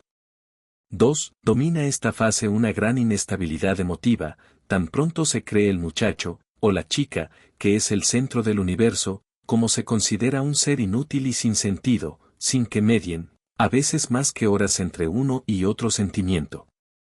Esta agitación de todo su ser que se revuelve y quiere asentarse en algo fijo sin conseguirlo, crea un continuo desasosiego y una sensación de angustia vital. 3. En la misma esfera emotivo-afectiva vital, y como efecto del aumento de hormonas sexuales en circulación, aparece un intenso erotismo, de franca expresión sexual, que convierte en estímulos y representaciones imaginativas del sexo opuesto aún las acciones y objetos más neutros sexualmente. Todo le recuerda el sexo opuesto, desde la madre o el padre, respectivamente, hasta una mesa o la tierra, un olor o una sensación táctil, como si toda la naturaleza y los objetos todos se sexualizasen a sus ojos. Sin embargo, no concretan todavía en una persona preferentemente determinada estas fantasías y sentimientos. 4. Afirmación de la personalidad. Una de las más destacadas características de la pubertad es una fuerte tendencia a la afirmación de su yo frente a la familia y la escuela y frente a la sociedad en general que le trata aún como un niño. El puber reacciona ante esta situación que cree injusta y procura por todos los medios salir por los fueros de su sentido de personalidad. Como aún no ha conseguido el dominio de sí mismo que pondrá en sus manos la seguridad propia del adulto, cae en una lucha indecisa que le convierte en juguete de sí mismo, haciéndole alternar entre periodos en que se desenvuelve con una serenidad artificial y otros de regreso a tipos de conducta y reacciones infantiles. Aníbal Ponce ha caracterizado este hecho diciendo que el puber oscila entre los dos polos de la ambición, ideal deseado, y la angustia, realidad actual. La juventud y la madurez. La etapa juvenil, que podríamos considerarla extendida entre el apaciguamiento de la ebullición puberal hacia los 18 años en los varones y hacia los 16 en las hembras, hasta la madurez, entre los 22 a los 26 años en los varones y entre los 20 a 24 en las hembras, se caracteriza por una progresiva independencia en el aspecto económico y en la iniciativa y responsabilidad de los actos y por la transformación de los criterios. El joven tiene que enfrentarse con una mayor complejidad de todos los antiguos problemas, y además, con la preparación para afrontar la lucha en el terreno profesional. Durante la adolescencia y pubertad el problema profesional se enfoca más bien desde un punto de vista vocacional, de orientación mediante la interpretación de las propias tendencias y necesidades a que dan origen los impulsos, las aficiones y aptitudes. En la juventud, continúa este tanteo, pero en él, el sujeto se acerca cada vez más a la realidad. Es todavía una preparación. Se está maduro profesionalmente cuando se ve claro y se toma conciencia de la profesión. Con el problema de construir una nueva concepción de la vida y una filosofía personal que sea al mismo tiempo síntesis de todas sus experiencias y tenga la coherencia y adaptabilidad necesaria para poder interpretar el mundo y servir de base positiva a la postura personal ante su pasado y su futuro. El complejo de problemas que implican el abandono del domicilio de sus padres y el establecimiento de una nueva familia, encontrar consorte, medios económicos suficientes, etc. La tensión sexual alcanza su punto culminante en la fase de la juventud, haciendo por lo mismo más necesaria la orientación, tanto más cuanto que hoy, debido a la complejidad de la sociedad, resulta más difícil el ajuste del individuo y aumentan las exigencias que se le plantean, retrasando la edad en que contrae matrimonio, con lo que se alteran también la duración del noviazgo, el tipo de relaciones mutuas, los proyectos que dependen de la solución que se dé al problema profesional, así como el número de hijos. La atracción sexual genérica en la pubertad se concreta ahora en una persona determinada, con la que se mantienen relaciones constantes y exclusivas, estabilizándolas con el contrato matrimonial. En la gran mayoría de los casos el matrimonio es cuestión interna de un mismo grupo, es decir, las dos partes contrayentes tienden a ser de la misma raza, nacionalidad, religión y estado socioeconómico, dedes y reheves. Hasta tal punto que parece ser que el 50% de los matrimonios se contraen entre individuos que habitan en un mismo barrio y un 25% por parejas cuyos domicilios no distan entre sí más de 5 manzanas o bloques de casas. Es interesante y curioso a este respecto la encuesta de Adams en la que un número de solteros y solteras obtuvo en sus respuestas el siguiente porcentaje a esta pregunta: ¿qué espera usted del matrimonio? Contestaron: solteros. Compañía 40%. Reducción de tensión 30%. Amor 30%. Hijos 10%. Hogar 5%. Solteras. Amor 33%. Seguridad 27%. Compañía 20%. Hijos 11%. Reducción de tensión 9%. Y según los resultados de Bailey y Stout, las cualidades que ambos sexos prefieren en el consorte son: carácter moral, semejanza de intereses, inteligencia. Según Kettel, las personalidades defectuosas tienden a quedar excluidas del matrimonio, por ejemplo los individuos emotivamente inmaduros o defectuosamente integrados, los delincuentes, las personas con tendencia histeroide, etc. Este hecho hace ver un proceso selectivo en la vinculación conyugal.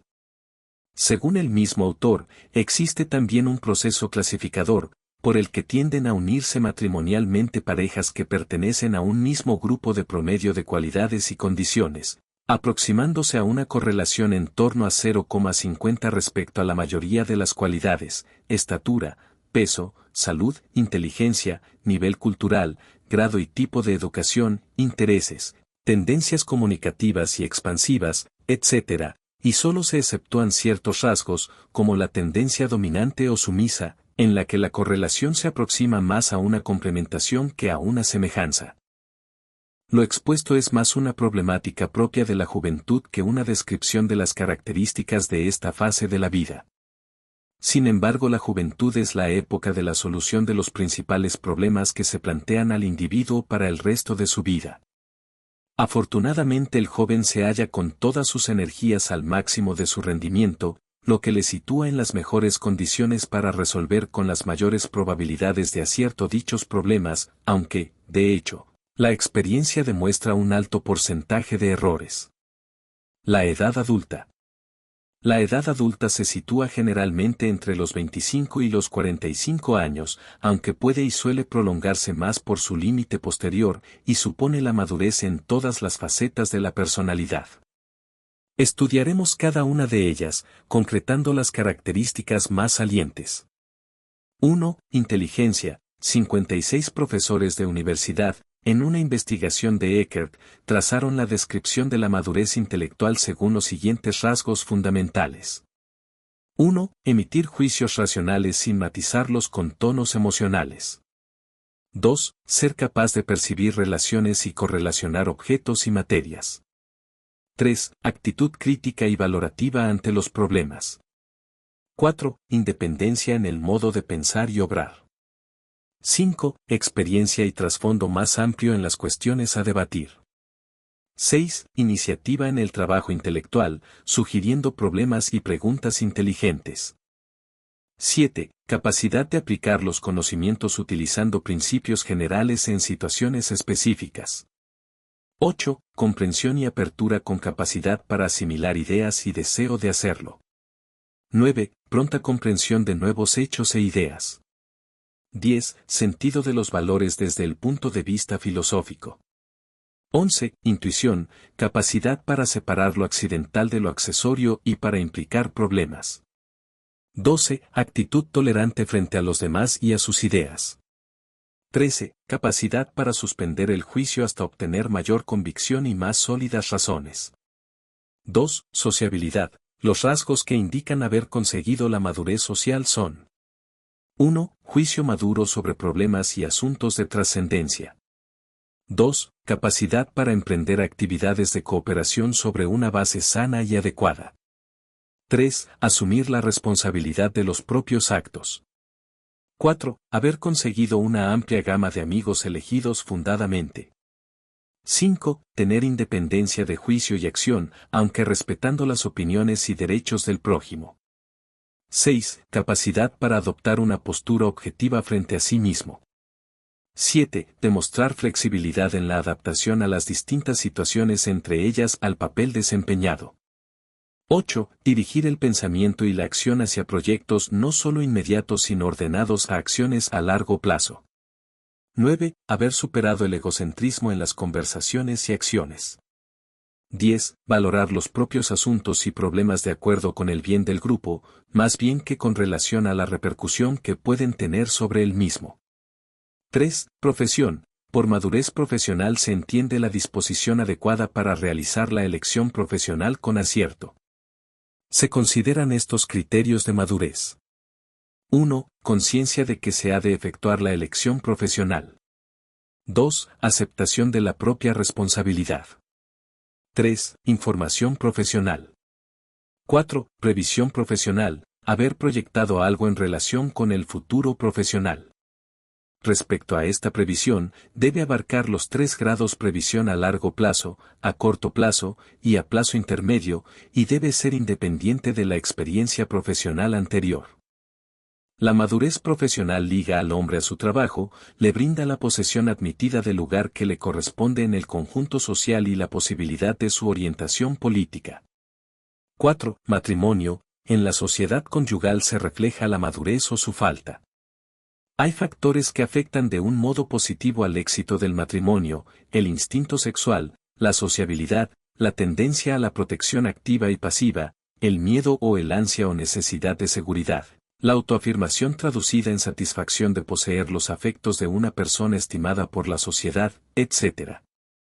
Existen otros factores muy relacionados con él, como la situación económica, las aspiraciones a conseguir determinado nivel social, la responsabilidad de una carrera o profesión, etc. Y junto a esto, determinados hábitos y complejos, adquiridos a lo largo de la experiencia personal, afectan también decisivamente al rumbo y éxito de la unión. Termen enumera los siguientes factores que afectan favorablemente a la felicidad conyugal. 1. Felicidad conyugal de los padres. 2. Felicidad en la propia infancia. 3. Ausencia de conflictos con la madre.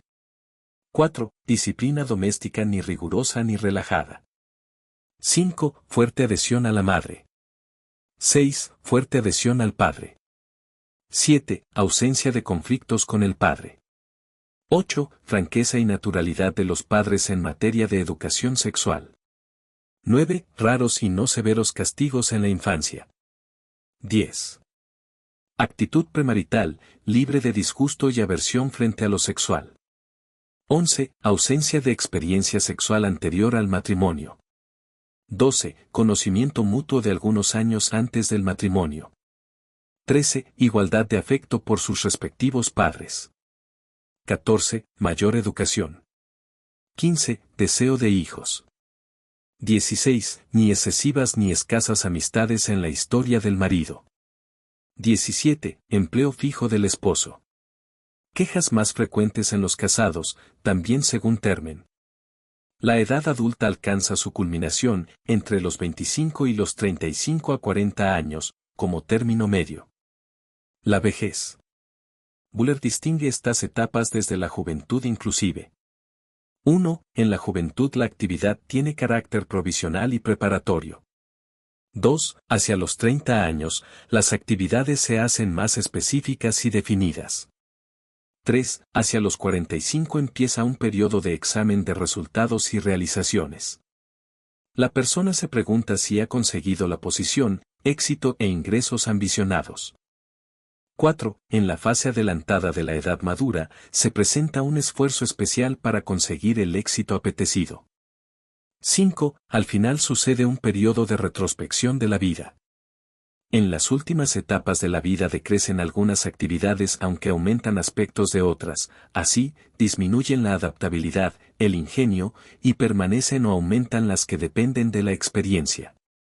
En la última etapa, la vejez, se observa una involución progresiva que se manifiesta en la disminución de la capacidad de rendimiento de los sentidos sociales, vista y oído, que inducen actitudes psíquicas de defensa contra el aislamiento y de suspicacia y temor ante el ambiente.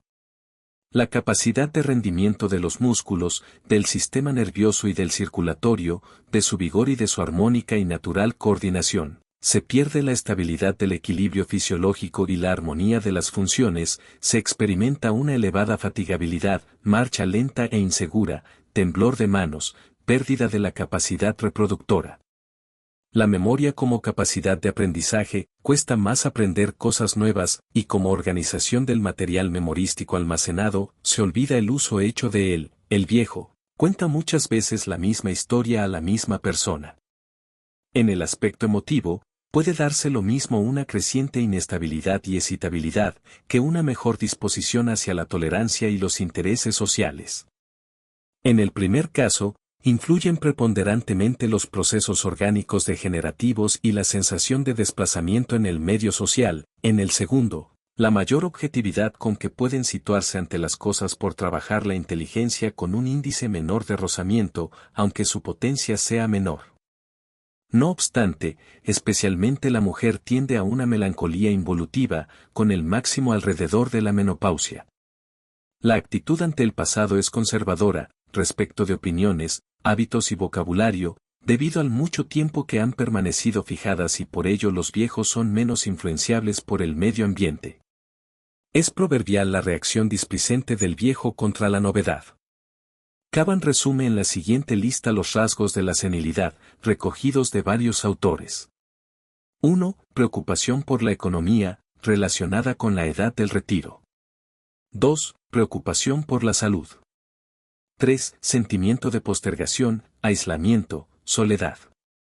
4. Suspicacia. 5. Estrechamiento de interés, que conduce a la introspección, aumento de interés por las sensaciones corporales y por los placeres físicos. 6. Pérdida de memoria, especialmente de los acontecimientos recientes y en el campo de la evocación espontánea. 7. Rigidez mental. 8. Garrulería, especialmente acerca de los tiempos pasados. 9. Hacinamiento y conservación de las cosas, generalmente innecesarias. 10. Pérdida del interés por la actividad y aumento de la tendencia al reposo. 11. Sentimiento de inadaptación que aboca a una sensación de inseguridad y ansiedad, irritabilidad o a sentimientos de culpabilidad. 12. Reducción de la actividad sexual, pero aumento del interés por las materias sexuales, especialmente en el varón, regresión a niveles primitivos de expresión. 13. Incuria, desaseo, adanería. 14. Tendencias conservativas, no todos están de acuerdo en este punto. 15. Incapacidad de adaptación a condiciones nuevas. 16. Disminución del contacto y de la participación social. La impresión pesimista del cuadro que acabamos de trazar de la senilidad, queda hoy disminuido por los siguientes factores. 1. El aumento de la higiene y la dieta modernas ha hecho que sea mayor el número de personas que llegan a una edad avanzada y que los rasgos de la vejez sufran una regresión hacia etapas posteriores de la vida, en beneficio de las otras que amplían sus límites superiores. De forma que, la edad eficaz del ser humano se prolonga a medida que la civilización avanza. Marañón.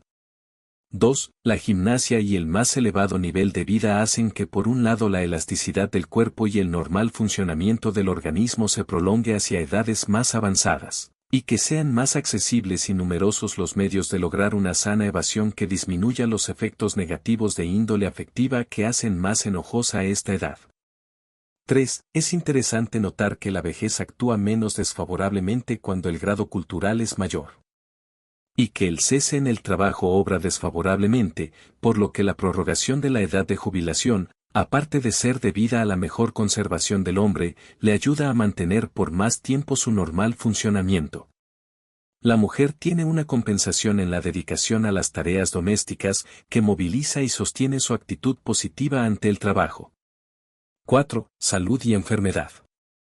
El ideal del hombre es poseer, según dice aquel aforismo clásico, mens sana in corpore sano, es decir, una mente normalmente desarrollada, que pueda rendir al máximo de sus capacidades a voluntad del sujeto, en un cuerpo sano, exento de deformaciones y enfermedades tanto congénitas como adquiridas.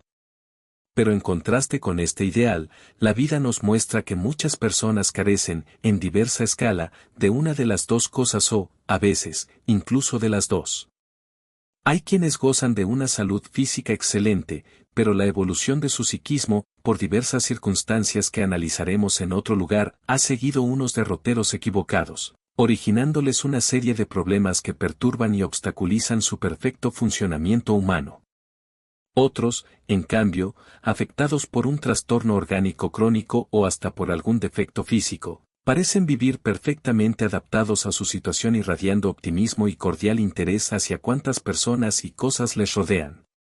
Pero existe también esa multitud de personas, quienes víctimas de alguna deficiencia física o de alguna enfermedad, más o menos crónica, convierten su propia vida, y sobre todo la de quienes les rodean, en poco más o menos que un calvario, pues casi las únicas formas de expresión que parecen ser capaces de utilizar son, lamentos continuos, irritación, mal humor, depresión, críticas, exigencias, etc.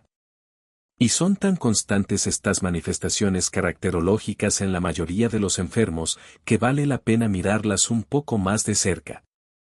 A ello vamos a dedicar las páginas de este epígrafe. En la medicina actual cada vez se da mayor importancia al papel que la mente juega en la aparición, curso y terapia de las enfermedades. La medicina psicosomática, en efecto, es una especialidad que en poco tiempo se ha ido ramificando de tal manera que amenaza ya hoy día con absorber dentro de sí a casi todas las demás especialidades médicas. Por ser tema del mayor interés para el médico, hay sobre el particular infinidad de estudios en libros y revistas del ramo. Otra cosa es ya, y más importante para nosotros en este momento, la influencia que las enfermedades ejercen en el psiquismo humano. Sobre este tema, por extraño que parezca, escasean mucho más los estudios especializados. De los pocos trabajos serios que hemos podido encontrar para redactar estas líneas, hemos seleccionado la obra Personalidad y Enfermedad de H. Fleckenstein, de donde hemos resumido los principales rasgos psicológicos que suelen presentar las personas enfermas como consecuencias de la enfermedad. De ordinario se piensa siempre, al hablar de alteraciones psíquicas producidas por una enfermedad, en modificaciones que implican un empeoramiento. Esto no es del todo exacto, pues durante la enfermedad puede gestarse una intensa maduración de la personalidad, como hemos señalado más arriba. Sin embargo, aunque esto ocurre en aquellas personas que ya han trabajado previamente en su progreso interior o también en aquellas naturalmente predispuestas a ello, subsiste el hecho de que la mayor parte de enfermos, quizá por la falta de auténticas convicciones superiores, filosóficas o religiosas, en las que anclar el espíritu cuando sufre el cuerpo, sufren un empeoramiento en su estado de ánimo, actitudes y conducta, acusando determinados rasgos negativos y desviaciones caracterológicas. Alteraciones psicológicas del enfermo. Alteraciones internas. A. Afectivas. 1. La primera es una sensación general de malestar.